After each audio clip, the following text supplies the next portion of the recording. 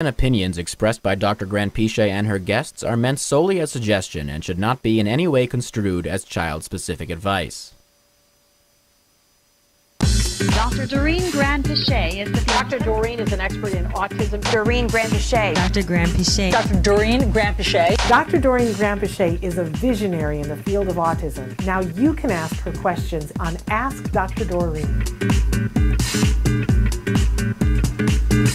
Good morning and welcome to Ask Dr. Doreen. I'm Shannon Penrod and I'm here with Dr. Doreen Granpeesheh. Good morning. Good morning, Shannon. Good morning, everyone. So thrilled to be here with you this Thank you. It's morning. lovely to be here. And so thrilled to be here with you guys. I will say this is one of my favorite hours of the week. I enjoy being with my kid too. That's the only thing that rates higher than you. But I enjoy this because you and I get to have Dr. Granpeesheh all to ourselves for an hour. It's fun. It's a lot of amazing. fun for me just to kind of get in touch with the families and talk about their kids. And kind of hear the pulse of what's going on. So if you happen to be joining us for the first time, let me tell you, welcome.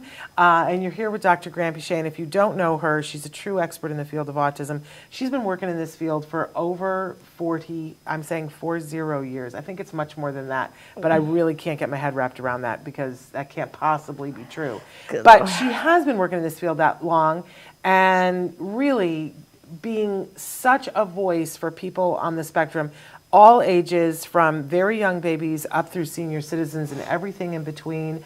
I don't think there's anybody else who has a bigger heart and more compassion and empathy for individuals who are on the spectrum and helping them to get to enriched things in their lives that matter to them. Not putting something on them that's, not useful, but helping them to get to things that are important to them. I hope so. Thank you. It's my pleasure always. And Thank you. I have been the beneficiary of that. If you watch the show, you know that my son was treated through your program and your training, and it has made all the difference in our lives. Thank God. That's awesome. I'm never going to be done saying thank you and being grateful. Don't want to get all emotional right away. But thrilled that we have this opportunity so that you guys can ask her questions. And that's really what this hour is about. From all over the world, wherever you are, you can be writing in. Right now, we're live on Facebook, YouTube, and Twitter, and about a dozen other sites. And our wonderful Chris Desmond. I was just saying that at least 5 times a day we say, thank God for Chris Desmond, because he's so amazing. He's going to show you on the screen some of the different ways that you guys can connect, some of the different ways that you can be writing in your question, whether it's live, which we are right now. Today is Tuesday. It's January, what is it, the 30th? Yes. 30th of 2024. And but then the show will podcast later on and be available really until the end of time, I think, to anybody who is interested. You should know that we are in our 14th year of this program, so there are 13 plus years, because we're in the 14th year, of episodes that you can go back and search and say, what did Dr. Granpeesheh say about this? You can go to our website, you can, which is Autism Network, by the way, or you can go to her website, Ask Dr. Doreen. You can search topics and go back and look through the wide variety of answers that there have been, but you can also ask a question live right now and be as specific as possible so that she has as much information to answer. I was talking about the podcast, though. There are podcasts, so you can watch on YouTube, and if you watch on YouTube, you can be watching the old episodes of Ask Dr. Doreen on YouTube/Autism Live, or you can go to YouTube/Ask Dr. Doreen, and they're all the current ones and more of the backlog are being put there. So you have your choice of those. But the podcast is its own podcast right now. So please go and wherever you get your podcasts and subscribe to the Ask Dr. Doreen podcast. And then you'll get every week, it'll show up in your feed and you'll have it. And you have the ability to take it with you as you go on a walk or go for a drive. We know that many of you like to listen. If you're somebody who likes to watch, because I always want to see what shoes Dr. Granpeesheh is wearing. She's got great taste in clothes and shoes. I always like to see. If you want to watch, then go to YouTube and watch it either on Autism Live or on Ask Dr. Doreen. If you want the podcast and you don't want to get advertisement, because let's be real, we have to keep the lights on here. We don't charge you anything because that's important to us, that you get this information free of charge, but somebody's got to pay the bill, right? So we have sponsors.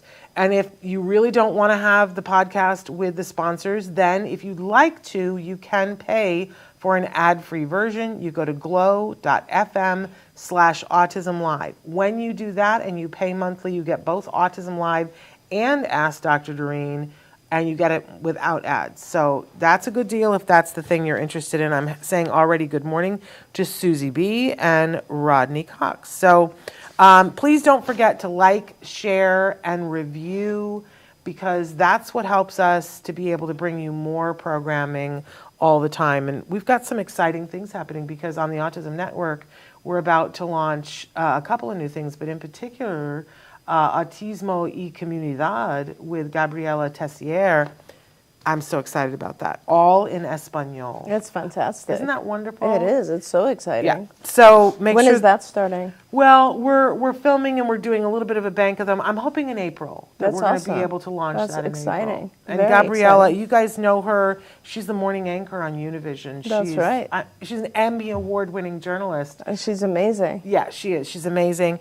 And she's a board member of Autism Care Today. That's right. So we've known Gabriela. You've known her for a long time. Very excited that she's doing this. She's a huge fan of yours. I'm a huge fan of hers. Well, we're all fans of both of you. Let's say that and leave that alone. But anyway, we always start with a topic every day, but then we'll take questions on any subject whatsoever. So feel free to start writing in.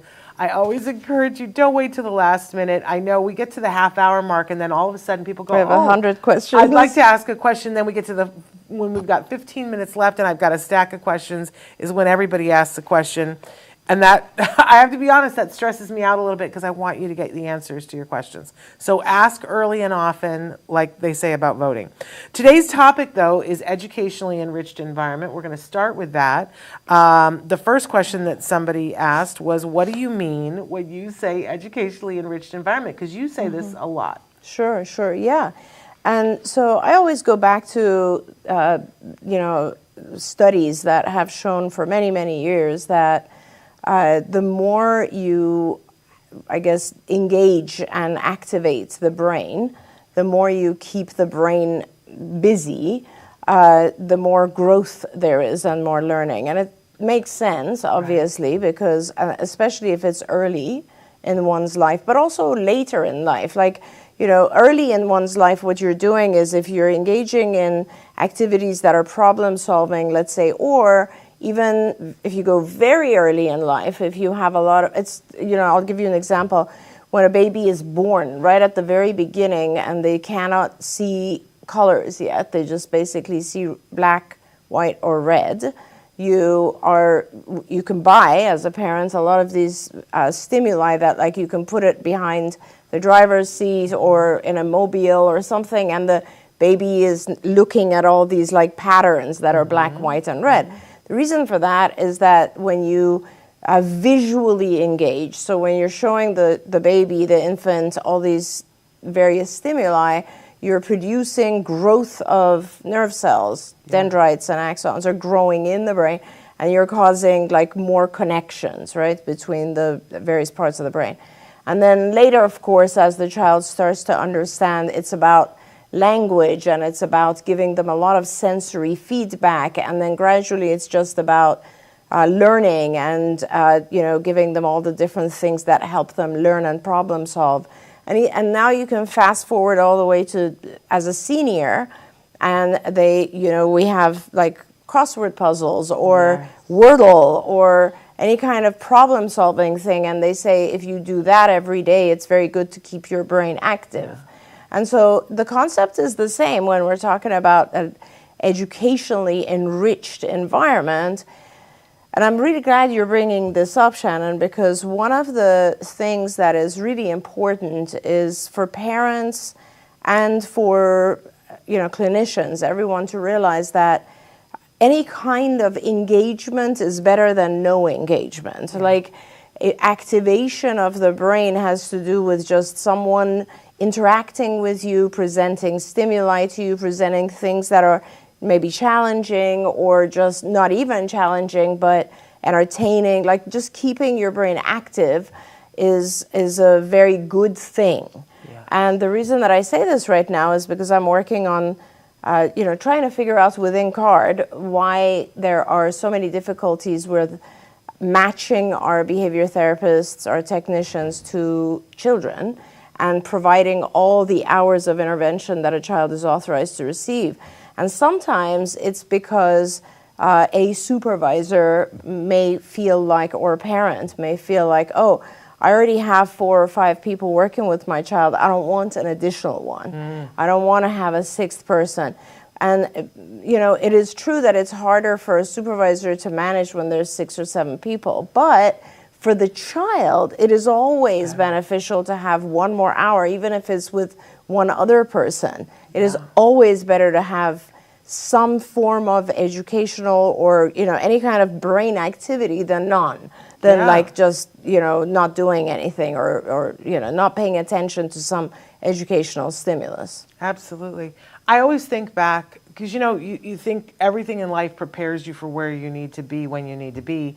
And my dad had a stroke very early in life. And because of that, he lost most of his language, and he had to relearn language.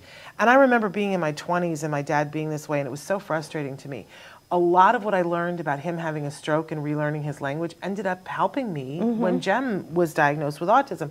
And one of the things that I remember very distinctly, my parents retired because my dad couldn't work anymore, and they were living on a farm in Iowa, and they bought a riding mower because my mom said this will keep him busy. He can be on the riding mower and he can go out and mow, but it would take him like 4 hours to mow the entire, because it's a farm, you know? Yeah. And he would come back in, and my mother would realize he couldn't talk for the rest of the day because it was a mindless activity. Right. It was only doing this and only doing that. And she went to the doctor, and the doctor was like, no, that is just the wrong horrible. thing for him. You need to give him puzzles. That's right. And things that activate his brain and engage him and challenge him and ask him questions and, and have him doing crafts and things like that that are hard, that are not so hard that they're frustrating, but just on the cusp of it. And get him involved in those things. And so, when Jem was diagnosed, I realized, we got to do so much more of that. Because otherwise he will go into he had a very rich life that was happening inside his head that we couldn't get into. But making it so that, the thing for me is that I used to be a teacher, so it wasn't that hard for me. But one of the questions we had from somebody, this really struck a chord with me. They said, I'm not a teacher, so I don't naturally think of things to do with my kids when they're at home. Is there a class I can take or to learn how to, or a site that tells me exactly what to do? What advice do you have for the people who aren't thinking about, they haven't worked in the field of, okay, this is how I engage a child and keep them engaged? A lot of people put the kids in front of the television set or an iPad. Yeah. And that's a great question, because honestly, it's not one that I had ever thought of before. Like that it's an issue for parents to know kind of what material to present or what exactly to do with their child. So I think depending on the age of the child, there's a lot of resources out there, right? So if your child is, I would start, this is just an example.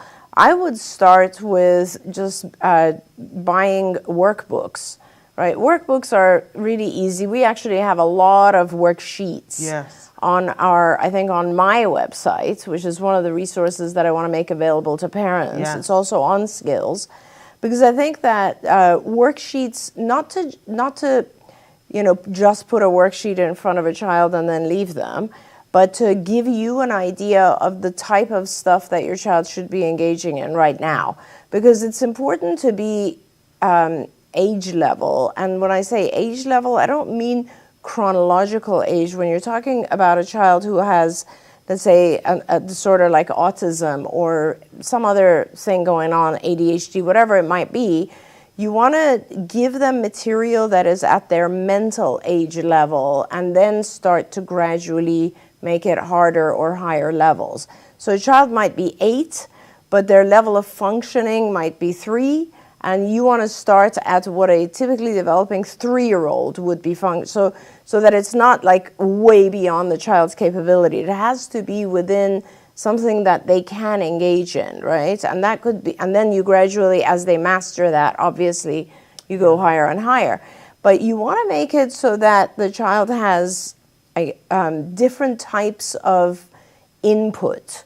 So, for example, it's one thing if you're doing, let's say, calculations, right? So, for those of you who like Sudoku, Yes. I always mispronounce that, that's all pure math calculation, right? So that has to do with one part of your brain and one type of functioning, which happens to also be the same area of your brain that is activated with music.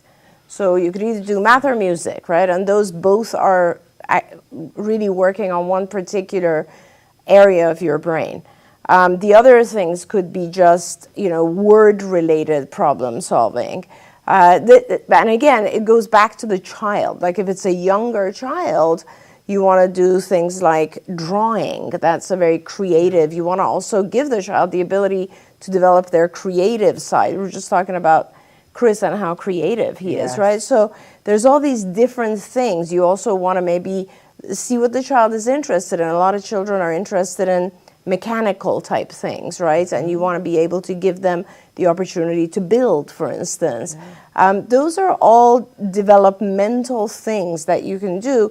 And I'm sure these days, obviously, if you Google that, like my child is 3, what types of activities are good for him, it is really just about not letting the child drift off, right, as you said, and keeping them very engaged. Skills, of course, the platform that we built does go based on kind of mental age. So it starts with asking the parent a lot of questions about the child's capabilities, and then it gives you a list of lessons that you can engage your child in. You don't really need something like that. You can also just go with stimuli that are for sale. As you know, Shannon, one of the things we're doing now is we are partnering with Stages Learning, and they have fantastic materials that we will be making available to our families. And these are all very, very important for a child's development. I don't think people realize, I was looking at the Stages material and I love them because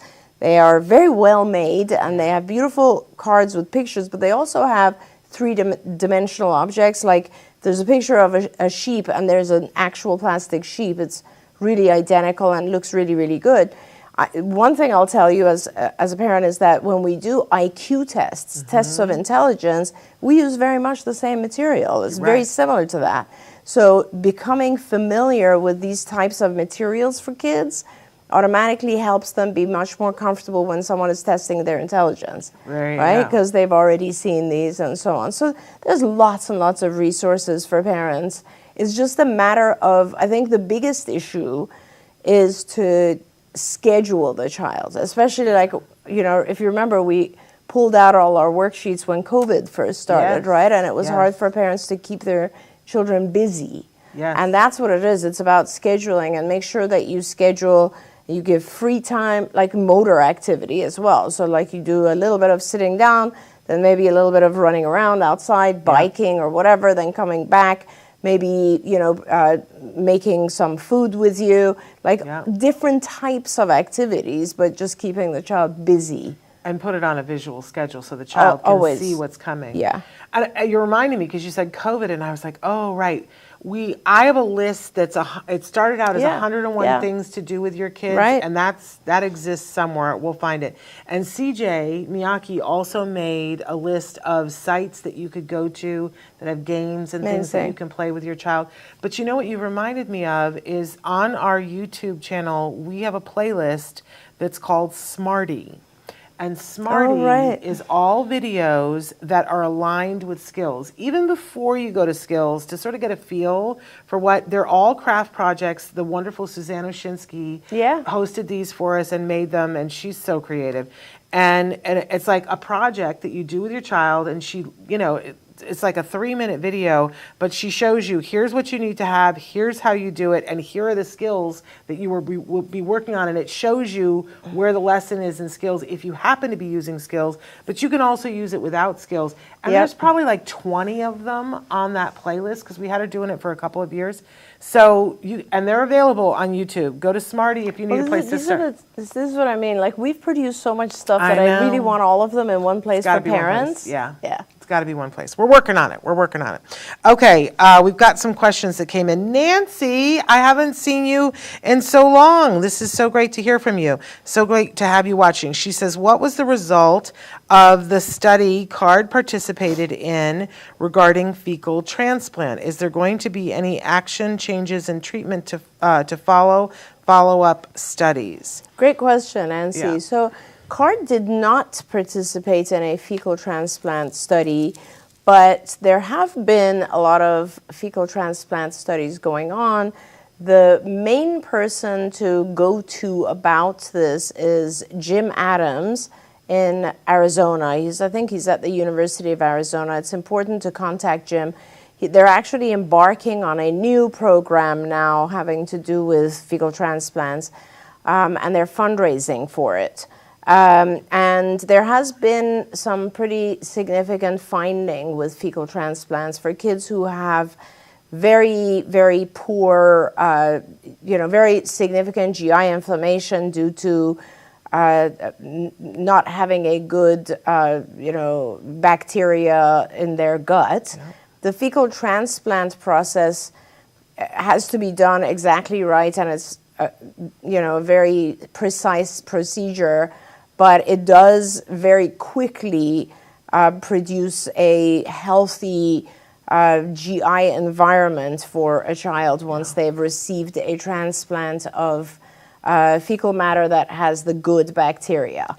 And it's starting to become something that more and more people are interested in, and I think their study is fantastic, and Jim has done amazing work. But it is something that you should probably interact with Jim Adams about. I will say that one of the things I'm trying to do at CARD is that I'm trying very hard to bring back a kind of understanding that our kids need to have medical care as well as ABA, and we're partnering with a number of different healthcare institutions, physicians, so that all of our patients can have this type of intervention, or not just this, but any kind of intervention that is necessary for the medical intervention, which will obviously help the child then kind of learn faster with their ABA. I do think, I know she put fecal transplant there because I think that's where we all thought the poop study that CARD did do was going to lead to. Oh, and I see. think that's what she's referring to. Okay. But I think it's important for us to talk about fecal transplant. And I'm assuming, Nancy, Yeah. but there was, I call it the poop study. That was not what it was called. It was a long time ago. That was a long time ago. And COVID kind of got in the way of that. I'm not sure if, we were just providing samples to try to start analyzing again the kind of, the environment of the GI tract of children on the spectrum. And I think 5 years later now, or 10 years later, or however long it is, it's pretty clear that not just kids with autism, but a lot of individuals do not have a healthy environment in their GI tract, right. And that's it's a longer discussion, but it's about what we've done in the U.S. Unfortunately, is that over time we have produced an extremely clean, hygienic environment, and as a result of that, as a result of overuse of antibiotics, as a result of all of our food being GMO. And there's a lot of different reasons that the biota in the gut just becomes wrong, right? Yeah. And we don't have the right percentages of good bacteria. Most people, I would say, in the States struggle with this. And so this is one way of replacing the bacteria in the gut. And it is very important, of course, because if you don't have the right bacteria in the gut leads to all kinds of inflammation, which can then lead to leaky gut and many other types of issues. And brain fog. Brain fog and lots of other, more lots very of stuff. serious problems, yes. Lots and lots of stuff. NH says, Shannon, when you talked about a very rich life inside Jem's head, that reminds me so much of my son. He's 6, fully verbal, but spends a lot of time in his imagination dreams, as he calls them. Did that slowly fade over time, or did it happen at around a certain age? He's so different when he is in his head. Sometimes it's like talking to a wall versus when he's engaging. I will say that for Jem, the path out for him was being able to communicate his ideas.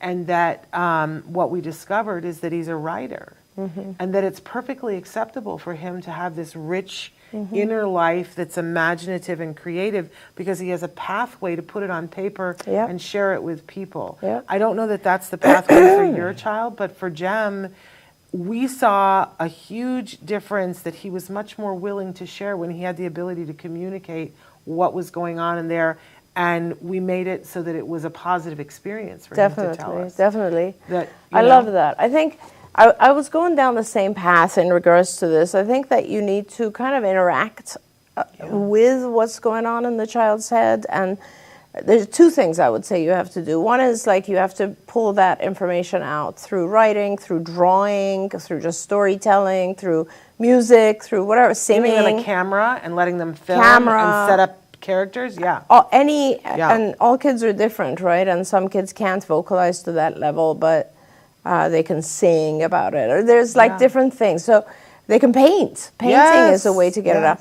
So I think that it's important to do that, but it's also important to limit it to a certain period of time. So set shifting becomes very important, because there are children, as I'm imagining, as you're saying, NH, is that you can't, it's hard to pull them out because they're kind of in a zone, right? They're just somewhere else. So I would do a few things just to, and I don't know your child, and I don't want to alarm you in any way, but I think it would be important to first just practice set shifting. Set shifting is getting the child to switch from one activity or one brain engagement to another, right? So like I'm watching TV, but mom calls me, I need to stop that and pay attention to mom, and I know that I will come back. And especially if he's engaged in this, I would really practice that frequently with him and make sure that the activity that you're trying to get him to focus on is rewarding and positive, because what's going on in his head is rewarding and positive. And so you want to make sure the transition is not going from a preferred activity to a non-preferred activity. So maybe, just calling him and making sure he can look over at, let's say, some new thing you've bought for him, or look at the TV, or show him a picture, or something like that. That switching, which is called set shifting, is so, so, so important to brain activity and to life and to being able to get through everything in life, and to learning. Because unless you're set shifting, you stay in this kind of bubble and you're missing everything that's going on around you. So teaching him that is very important. If you find that it is extremely difficult to get him out of his thoughts, then just contact a university clinic and make sure he's not having subclinical seizures. Sometimes our kids are completely, like, parents will come and say, like, sometimes he's so zoned out, I can't even get his attention no matter what I do. And they're having a seizure. It's just a very, very minute seizure, so it doesn't really show up in behavior, but it shows up on an EEG, right? And if you do an EEG, just measure brain waves, you can see that. But hopefully that's not the case, and it's just that he has a vivid imagination and he's thinking about something. But teach him rapid shifting between things. That's very important. And if you want to have more information on how to do that, we have a whole section on this kind of stuff in skills under the executive function curriculum, or under cognition. I'm not sure. It could be under either or both. And it is just called set shifting. There So we go. take a look at that. Amazing. And I will say, as scary as it is, getting that EEG, if anybody It's kind of important. If anybody has the opportunity to do that when your child is young, if a doctor is offering it, don't be afraid of it, get it done. Right. Because having a baseline EEG is often very important for later on in life. true. So take advantage of that. Anisha wrote in and she said, I have a 2.5-year-old. He had regression right before he turned 2, and we started ABA 2 months after. Go Anisha, that's pretty fast. He is doing around 30 hours a week of ABA, of which 6 hours are at school.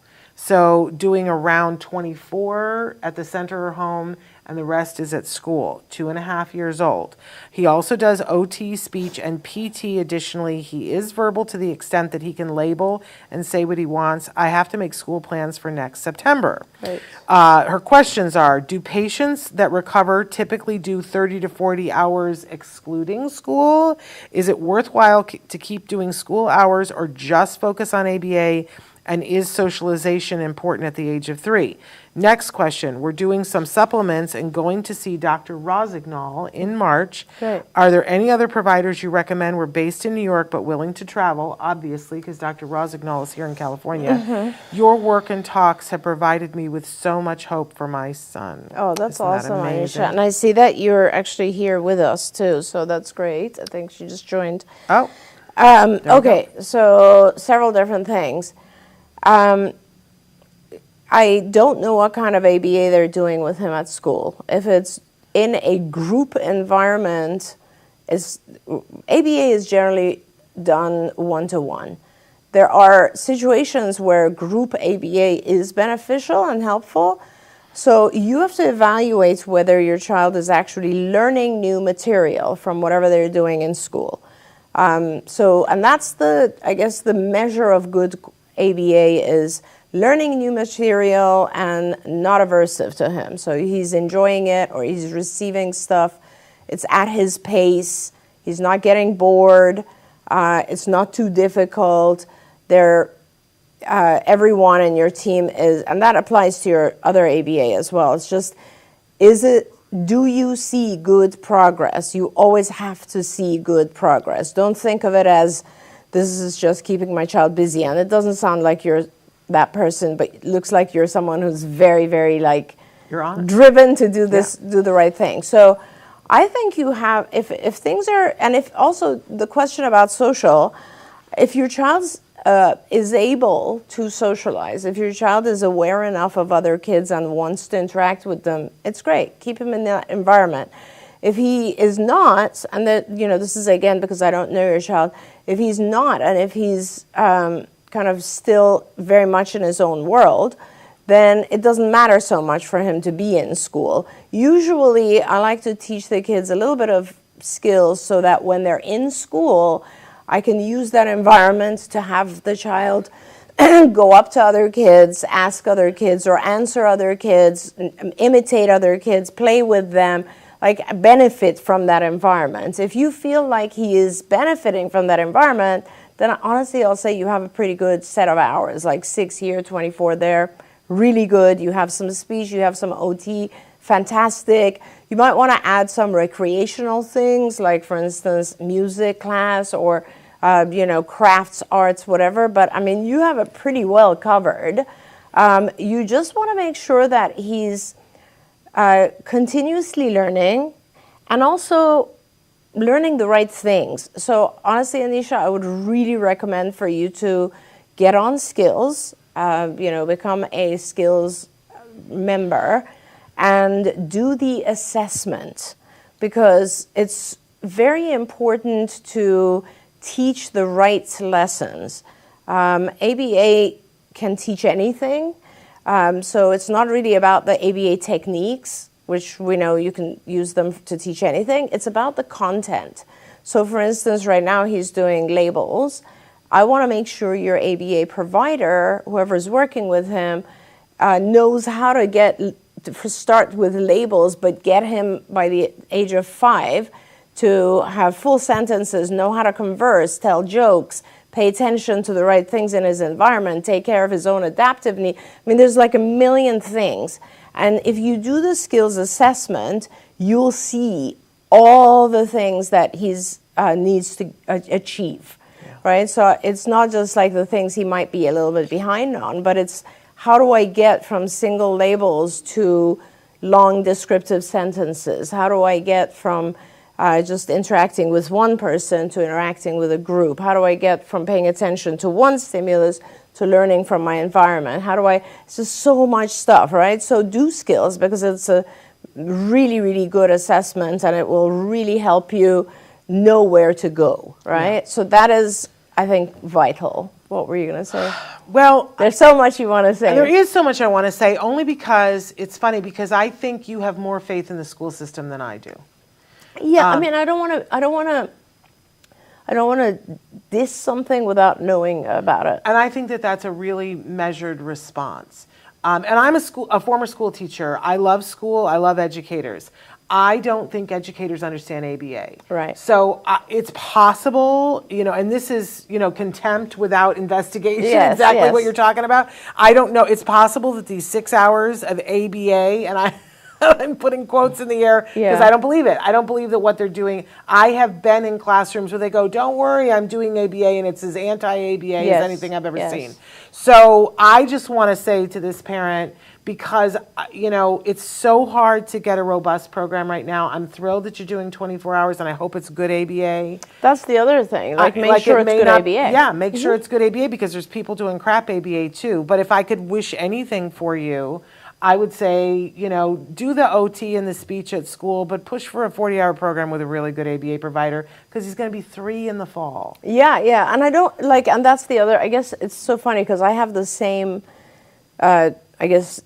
questions or doubts. Is just, it matters what the quality is. Yes, of course. Just as much as it matters what the hours are. Yes. And it matters that not just the administration quality, so not just that your therapists need to know how to do things like a discrete trial or, shaping and chaining and, extinction and all the DROs and all the procedures that are in ABA. It matters just as much if your supervisor, your BCBA, knows how to go from A to B to C to D. Yeah, all of that matters. All of that matters. Yeah, and if you have a supervisor who doesn't know how to get to executive functions, doesn't know how to get to advanced language or abstract language, you're going to be stuck. He's going to get bored. ABA is going to become aversive. If you have therapists who don't know how to do shaping and chaining, he's going to get frustrated. He's not going to want to learn. If you have a school that's wasting, so all of it needs to be watched, But if you're an on-it mom, which clearly you are, you had regression and 2 months later you had ABA, you're an on-it mom. Yes. Then, and if you're watching the show and learning about what good ABA is, I would say be an on-it mom and fight and push for that if you can. Totally. I just was on the phone last night with a mom who is just hitting a wall trying to get ABA. It's just driving me crazy how much runaround she's getting. It's hard. It is hard. But if you've already got 24 hours, I believe you can do it. Okay, we got to get to some other questions here. But I want. She also asked about the supplements and what other medical. You're seeing Dan, who is one of the best doctors, which is terrific that you got in to see him. He is extremely busy. You can also go on his MedMaps, which is the organization he founded, and there will be a list of physicians in different areas. Ken Bach is in upstate New York. You can also go to Kenny. And there are others, I'm trying to think, but you can look on the MedMaps, and they're on there as well, and find physicians who are closer to you. But you're seeing Dan Rosignol, and he's terrific. So. And I'm assuming, and I should never assume, but if you're seeing Dr. Rosignol, I'm assuming that you're already on TACA's website and looking at medical, because he works very closely with TACA. But if you aren't, because the other question that she had written in was about what other medical interventions are worth looking into. And so that's very, very child specific. And I think what you need to do is they're going to want to do some blood and urine tests to see if your child is deficient and needs specific supplementation. You're going to fill out paperwork that will give them an idea of if there is there are sleep issues, if there are neurological issues, if there are gastrointestinal issues, and then the focus will be to treat whatever there is. It's not so much, there's very few studies. So all of the studies that show children with autism have medical issues are correlational. So there's no studies that really say, oh, if your child has this medical issue, it's going to lead to autism. No causative studies. But we do know that children with autism tend to have specific issues. For instance, a lot of kids have more gastrointestinal inflammation. So whatever it is with your child, then Dan will select and help you treat that particular thing. Usually when it's regressive, he's going to be asking you a lot of questions about toxicity. And, if the reaction occurred at a certain point, was it after a toxin, after an illness, after a vaccination? He's going to want to know all of that. So, and then they will work on trying to detox your child in various other ways. I just want to say that Jill wrote in and said, I agree that the school system wants my son to act like all the other kids. Yeah. And Susie says, I feel like schools hold back our kids from their full potential. Some of them do. There are some people who are doing good, but yes, I have big doubts. I want to get to this question. And I don't know how much of this we can answer, but dear Dr. Granpeesheh, I saw you speak on News 12 Long Island, New York, regarding autism and its cause. I wonder if you feel it could be related to radiation emissions from cell antennas and small cell antennas, as well as Wi-Fi and cell phone radiation emissions. I have read about the relationship and listened to world-renowned activist Dr. Deborah Davis speak on this topic. Most notably, however, cell antennas and cell phone and Wi-Fi autism rates were significantly lower, 1 in 200 plus. Yeah. As cell phone and low-lying small antennas to power those phones have increased in usage throughout the world, I've noticed autism rates climbing immensely. Is there a relation? Also, we are installing more and more artificial turf grass loaded with PFAs. Is that an issue? I'd love to hear your opinion on these two items of concern. And they said, thank you. Yeah, really good question. And there is a relationship. It's an indirect relationship, but it's an interesting one. The turf issue with PFAs, that's just one other environmental toxin. And there are lots and lots of environmental toxins, right? So there are toxins on our food, pesticides and so on. There are in our soil. There's toxins in the use of plastics. Yeah. There's toxins in the environment. Turf is a good example. There's a lot of toxicity in the environment now, and a lot of children with autism have a difficulty detoxifying and eliminating those toxins from their body as rapidly as the rest of us do, right? So and obviously if you are exposed to toxins and you have a hard time detoxifying or you have low redox, your brain is going to be affected by this. Now, the interesting connection to electromagnetic fields, so cell phones, and in the past we used to have cell towers. You don't even need them that much anymore because there's such a massive electromagnetic field above us just because of the use of our phones. So yes, there is a huge electromagnetic field that we all live in. What that does, it's not that it is toxic by itself, but what it does is it lowers the blood-brain barrier. The blood-brain barrier is this chemical wall. Think of it as a chemical wall that controls what gets from your body and your blood into the brain. And if that threshold is thrown off because of electromagnetic fields, more toxicity in your body gets to your brain. So that is how it's connected, is that, yes, we all, I don't know if, we all are somewhat more sluggish than, 20, 30 years ago. So, and that is because more toxicity is getting to our brain. There's not a question about that. So that's how electromagnetic fields are connected to this. There are folks there are scientists who work on how to make a home less exposed to electromagnetic fields. There are people who actually produce blankets that are made of silver, for instance, and that protects the child during sleep. There are, or bedding, there are, a lot of people who believe that they should shut down all of their Wi-Fi systems when they sleep at night. So there are things that you can do to help make your specific environment a little bit less exposed. But unfortunately, the world around us is there, and it's filled with it. And it's just one of, I was looking up because years ago I was going to a conference and I asked you and you said, oh, go see this talk, and I couldn't remember what her last name was, Dr. Claudia Miller, who does a whole thing on, she calls it Tilted, and Tilted stands for something. But there's because I think we all know or have experienced ourselves that you can handle a certain amount of stuff, exactly like what you were talking about, but then at a certain point it gets upended, and she calls it tilted, and then you start having a lot of autoimmune issues and things of that nature.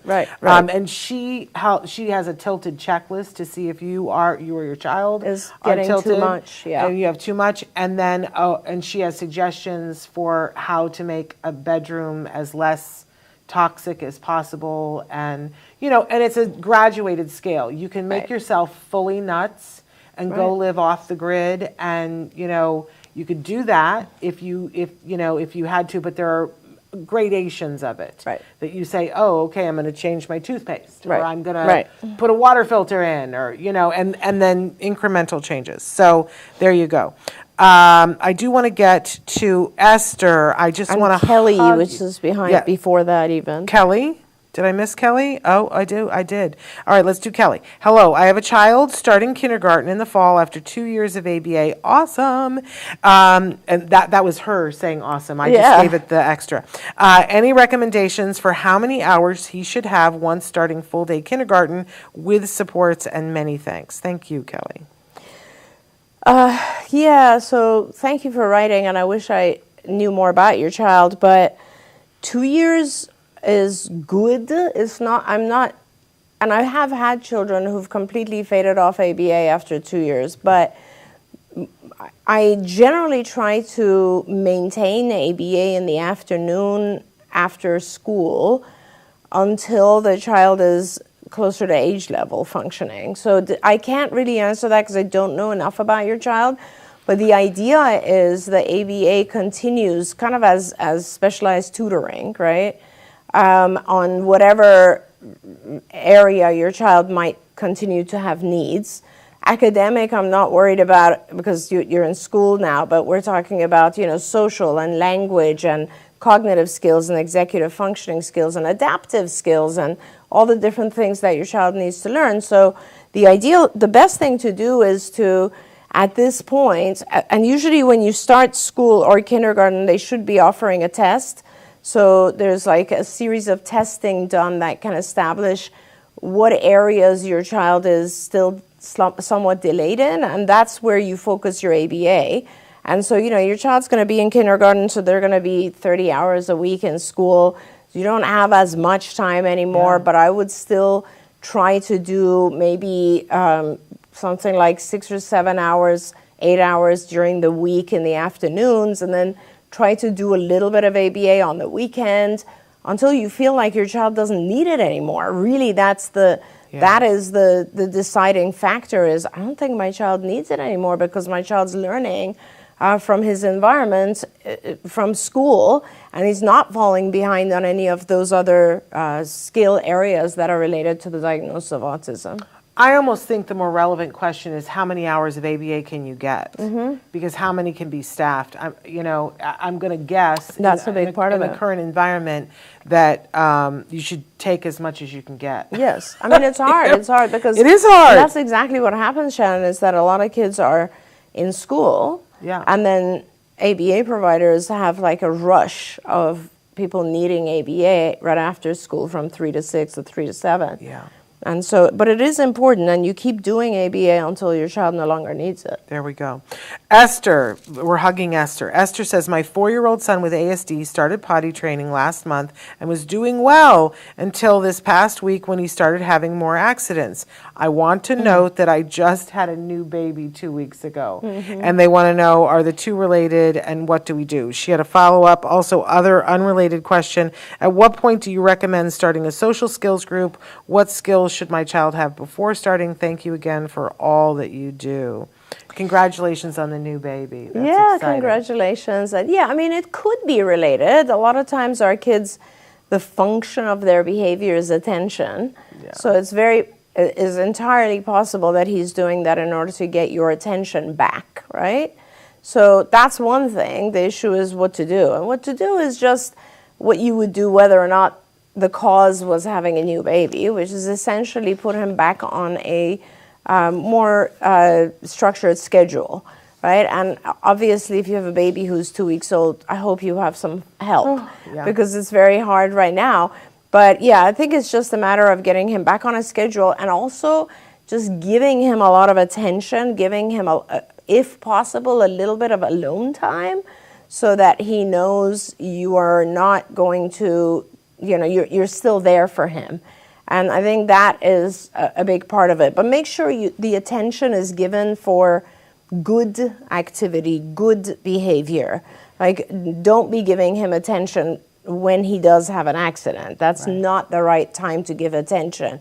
Schedule a different time with him every day where you are doing some activities solo with him and giving him a lot of attention at that time. And then just put him back on a structured schedule so that he doesn't have accidents. And then you can fade off again.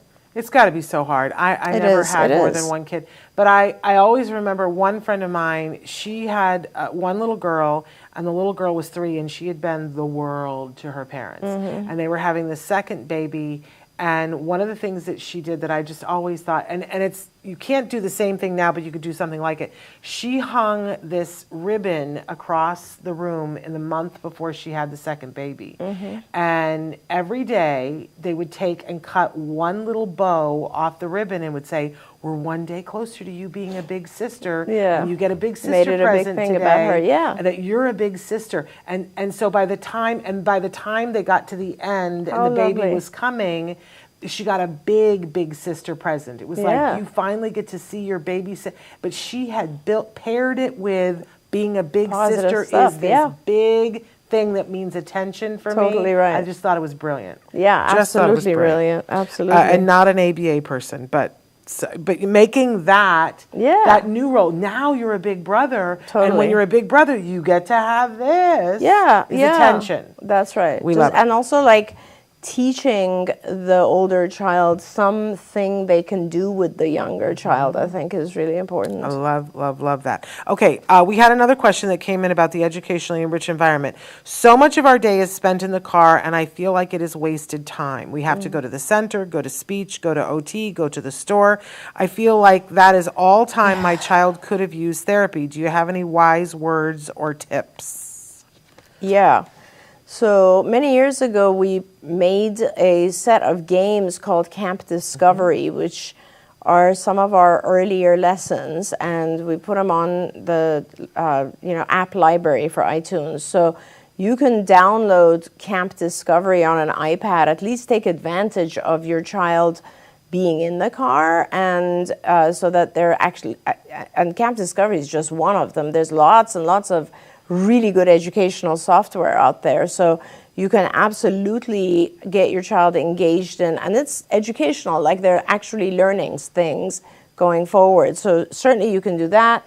You can introduce your child to other things like music and singing when you're in the car. There's other things that you can do to engage. But I hear you. I know what you're talking about. It is very hard when you're driving from one place to another, etc. Ask yourself if all of those activities are benefiting your child. I always tell people this because every parent thinks they have to do everything, and you don't. You have to do the things that your child needs, right? So everybody honestly should be doing ABA because that's the way our kids learn.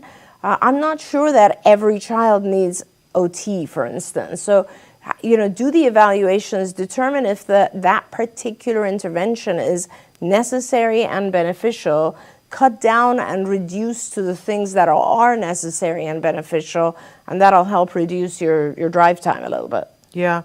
And since you say that you've got all these therapies, you could also say to these people, what could I be doing in the car? Yeah. We play games all the time. Our supervisor, I remember when we were working on colors, that we would pull up to a stoplight and we would be like, what color is it? What color is this? And when is it going to change to yellow? And what does yellow mean? Yellow means you go. And, and then we would play I Spy in the car. Absolutely. We spent so much time in the car, and it became so beneficial to both of us, and I had better conversations with him because he was locked in his car seat. Totally. That I still will go on trips, road trips with my son, just so that I can, you can have that conversation. No, it's true. And I remember like a time in the car with my kids. I remember like driving Sonny to Thousand Oaks, which was quite a long distance, and we would I'd like tell him a story and ask him questions about it, and like so you could pay attention to parts of the story, those types of things, or like I'd introduce him to all the music that I like to hear, and then we talk about that, and conversation. There was one summer that Jem and I drove up and saw all of the offices up in Northern California, and we listened to books on tape. Yeah. And then we would discuss them so afterwards about, so what was the theme? Oh, I learned so much about my kid. Amazing. Okay, we're almost out of time, but I do want to acknowledge that NH said, for her son who has the rich, she said, sometimes I ask him what he's thinking about, and he says, I'm not going to tell you. That's so cute. I love he can that write, answer. but it still takes some time for him. Hard to pull him out. Explains him exactly. Isn't that a brilliant response? Well, that's an awesome response, and it automatically tells me it's not a seizure type thing, right? Because he's just wants to keep his thoughts private at this point. So I do think that when my son was little, he would do the same thing, and I told him, why don't we make a book? And he then started writing, and it was all phonetic writing at that age. He was very young. And then at the top, I would draw a line for him. He would write on the bottom multiple lines, and on the top he would draw it. And that became his thing for at least 5 years. And actually I got some of those published for him, printed, so that they look like a book. And I would say if he is into writing, get him to start writing stories, or get him a tape recorder, have him record stuff on a phone, like that kind of stuff. So it's awesome that he's actually saying, I'm not going to tell you. That's kind of cute. It is kind of cute, honestly.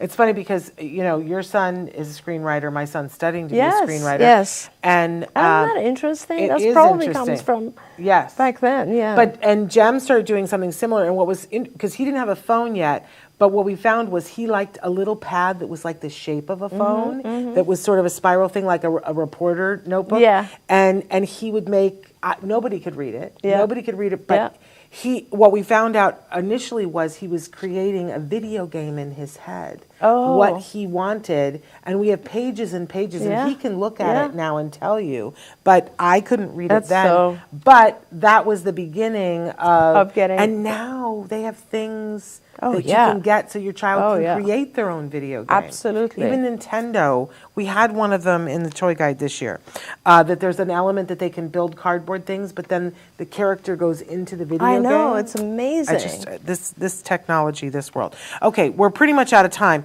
but and I think we got to everything, and if we didn't, I apologize profusely.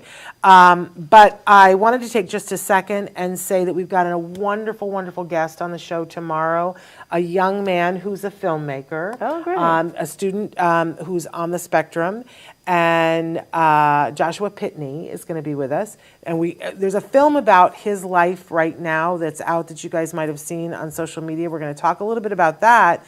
But I was so interested in the film. It talks about a film that he made that we want to be talking more about. So he's going to be with us tomorrow. We're going to have conversations about that. So that will be wonderful.